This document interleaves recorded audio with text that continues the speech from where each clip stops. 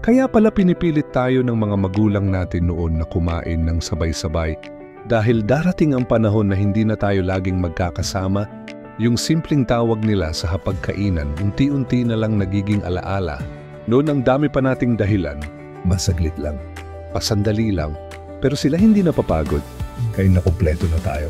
Doon natin marirealize hindi pala pagkain ang mahalaga para sa kanila, kundi ang samahan, ang kwentuhan, ang tawanan, at ang oras na magkakasama pa ang pamilya. Ngayon nagkakahiwa-hiwalay na tayo. May nagtatrabaho sa malayo. May gabi na lang umuwi at minsan buwan pa bago mabuo ulit. Kaya habang may pagkakataon pa, umupo ka, sumabay ka sa kain, makinig ka. Pahalagahan mo ang sandali dahil hindi habang buhay may nakahandang upuan para sa atin sa hapag. At kung may sarili ka ng pamilya, ituro mo rin ang tradisyong ito, hindi dahil sa pagkain kundi dahil sa pagmamahalan.